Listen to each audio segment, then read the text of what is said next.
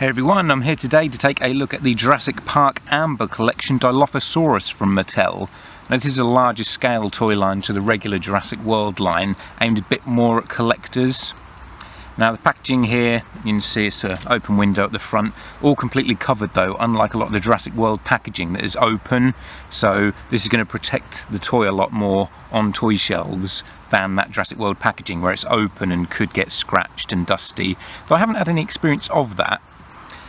You've got this kind of rock effect with all cracks in it and I don't know, that's supposed to be lava or amber I guess coming through the rock there. It's not bad packaging, a bit plain. Jurassic Park logo in this kind of dented looking corner of the box. Then on the back there it just says Dilophosaurus and a picture of the Dilophosaurus. Once again it's a kind of plain background. I don't know why they don't advertise other toys in the line, have pictures of all the other toys in the Amber collection or something. It just seems kind of bland to me when the backs of toy packages now are nothing more than the same word in 50 different languages, the legal stuff in 100 different languages, and then a little picture. But it's okay, I guess. Here's the Dilophosaurus out of the packaging, and he's got two of his accessories attached here. The frill that goes around his neck and also the venom coming out of his mouth. They're both detachable. The venom's pretty much the same as the venom that came with the Jurassic World Dilophosaurus, that smaller one, just on a larger scale. It's just a bit of plastic that attaches in the mouth to give the impression of venom spitting out there. And here's a closer look at that. It's quite a cool feature, I quite enjoy it really.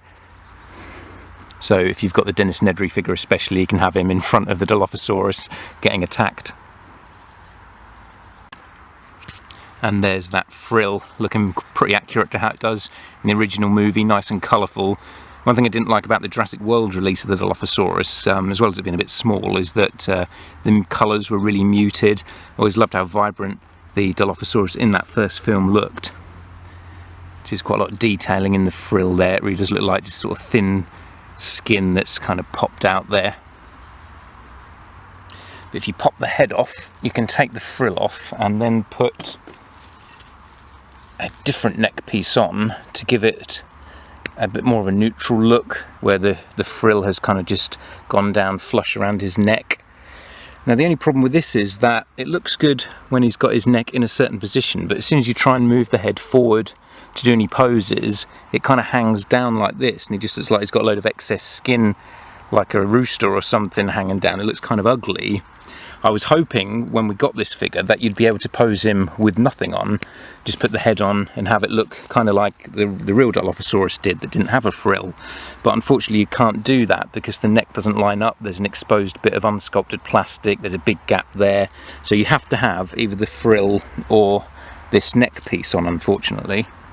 You can see how it looks there without a neck piece on. It just doesn't really look right at all.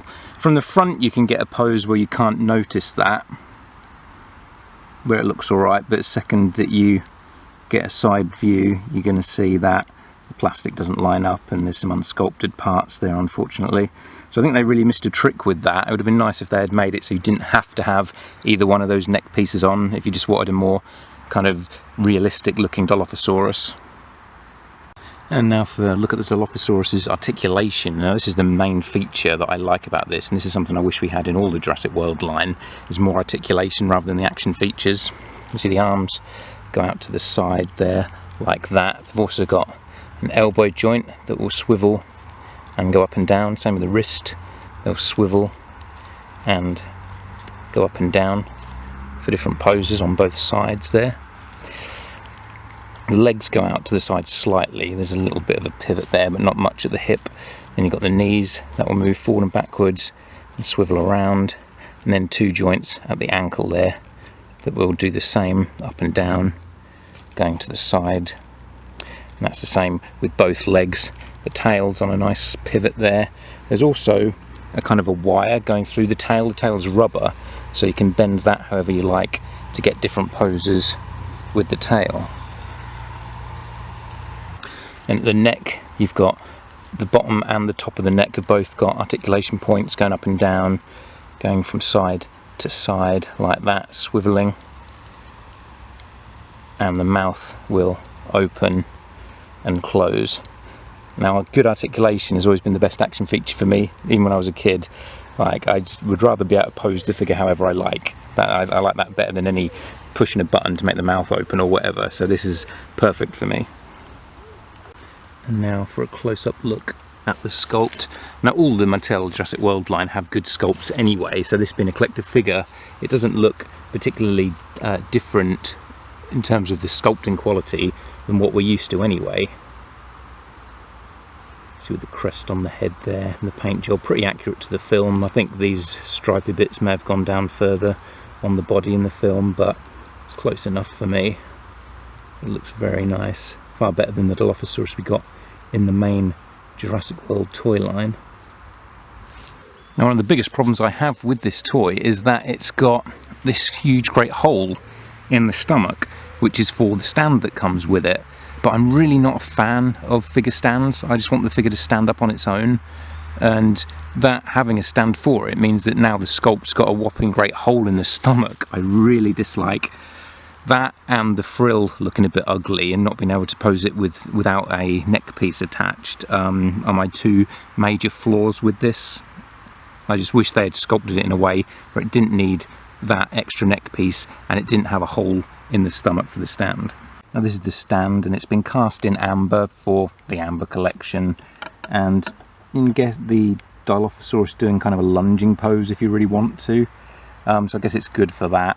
But I'd have much preferred the stand to be cast in a brown or a green, so it looked like rock or grass, just to look a bit more natural rather than this bright kind of orangey amber colour.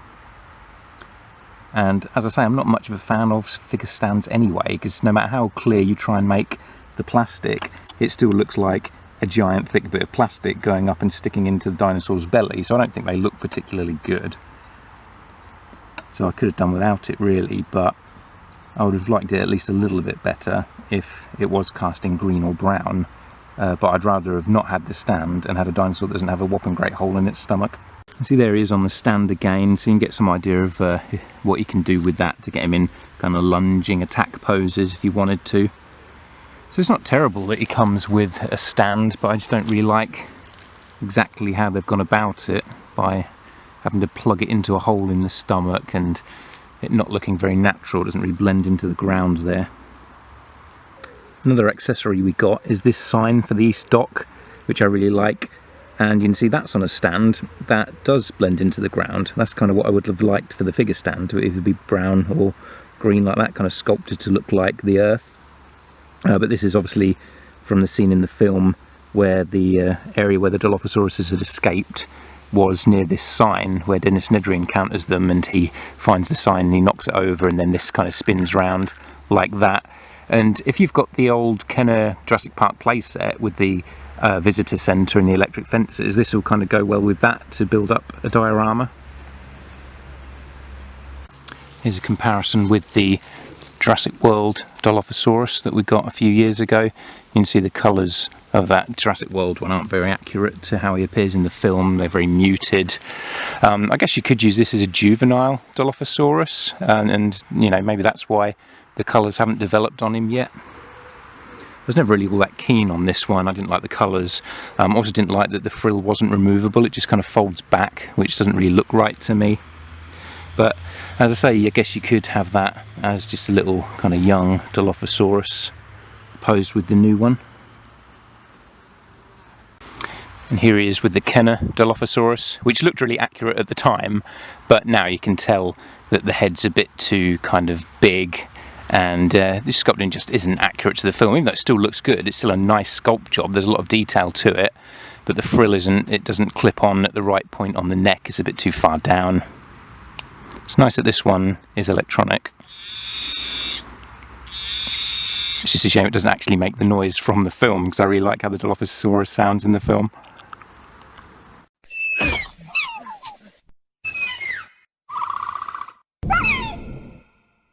And here's the new Dilophosaurus next to both of the old Kenner ones, which were the first two Dilophosaurus toys we got in the franchise. And they're all actually the same size, so they scale up pretty well together. And even though the old ones don't have the same level of articulation and they're not quite as detailed, they're still pretty detailed, so they do look quite good with the new one, I like that they kind of scale up together. So if you wanted to, you could have a pack of Dilophosaurus. I don't think they look hugely out of place together. That rubber one's got a bit of a softer sculpt because it's done in rubber and not plastic, but I think they just about look good together. I wouldn't want to have a pack of Dilophosaurus that all look the same, so it's kind of nice that they've all got a bit of a unique look to them, but can still be a kind of cohesive little threesome.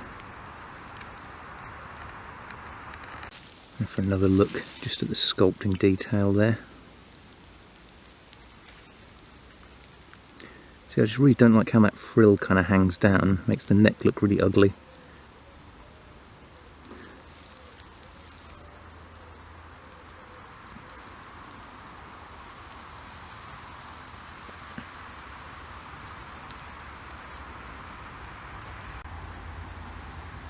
The other side there. It looks fantastic. Almost looks like a little animatronic they could use in the films, really. It's a really nice dinosaur toy. It's got all the great sculpting of the main line, but with the articulation that I love. The main problem for me, though, is that in the UK at least, these are really expensive. Like, I had to pay £35 for this.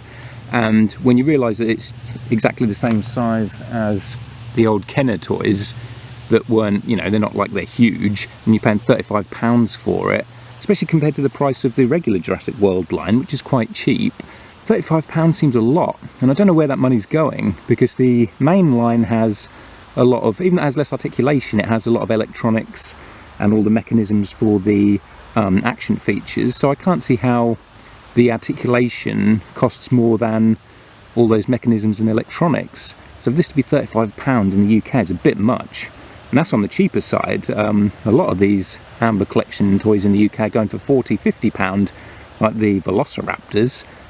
So I can't see myself really collecting them because they're just too expensive in England. Maybe in America it's different, but it's a shame, because it is a nice dinosaur toy, and especially as I didn't like the Dilophosaurus we got in the main line, it's nice to have one, because Dilophosaurus is one of my favourites. I still can't believe we've only ever seen him in one film properly featured, because I think a lot of people really like the Dilophosaurus, and kind of surprised they've never brought it back at all, hopefully in the next movie, along with the Spinosaurus.